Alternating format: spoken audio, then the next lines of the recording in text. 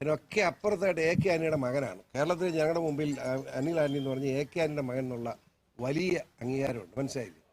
അപ്പോൾ പത്തനംതിട്ട പാർലമെന്റ് നിയമനത്തിൽ അനിൽ ആന്റണി സ്ഥാനാർത്ഥിയായിട്ട് നിശ്ചയിച്ചിരിക്കുന്നു. അത് പാർട്ടി തീരുമാനം, BJPയുടെ തീരുമാനമാണ്.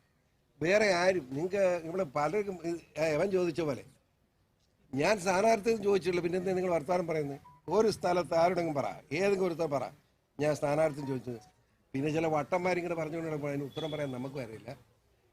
അനിൽ ആന്റണിയുടെ വിജയം ഉറപ്പാക്കുക എന്നതാണ് കേരളത്തെ സംബന്ധിച്ചിടത്തോളം ഏറ്റവും അനിവാര്യമായ കാര്യം. BJPയുടെ മുഴുവൻ പ്രവർത്തകരും വളരെ ആത്മാർത്ഥ മുൻപന്തിയിൽ ഉണ്ടാവും, ഒരു സംശയം വേണ്ട. ഇവിടെ BJPയുടെ വൈസ് പ്രസിഡന്റ് നമ്മുടെ ടീച്ചർ നിൽക്കുന്നു, നിർമ്മലാദേവിയുണ്ട്, ജില്ലാ പ്രസിഡന്റ് ജില്ലാ നിൽക്കുന്നു, ജോർജ് കുര്യന്തി, അങ്ങനെയാണ് നോക്കുന്നത്, ഇതേ നിൽക്കുന്നു, കണ്ടില്ലേ? അതായത് ഷോണുണ്ട്, നിങ്ങളെല്ലാവരും ഉണ്ട്, അത് മിനർവ ഉണ്ട്. അതായത് ഒരു ഫുൾ കോറമായത്, യാതൊരു വിട്ടുവീഴ്ചയില്ലാത്ത പോരാട്ടമാണ്. നമുക്ക് കാണാം, നമുക്ക് മത്സരം നോക്കാം, നല്ല മത്സരമായിരിക്കും. കാണിച്ചുതരാം ജയിക്കുന്നത് എങ്ങനെയാണെന്ന്.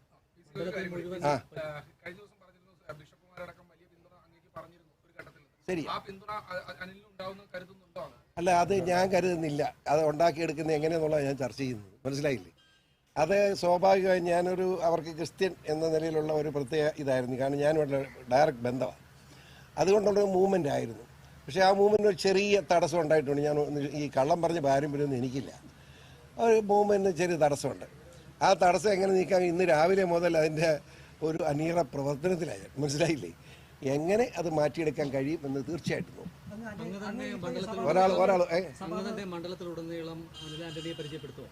അതിൻ്റെ ആവശ്യം തന്നെ BJPക്ക് ഞാൻ മാത്രമേ ഉള്ളൂ.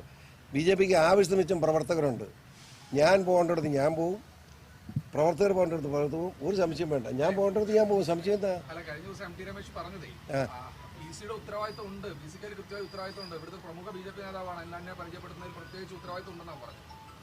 അതല്ല ഇപ്പൊ നടന്നിരിക്കുന്നേ, അതാ ഇപ്പൊ നടന്നുകൊണ്ടിരിക്കുന്നത്, അതല്ലേ നടക്കുന്നത്.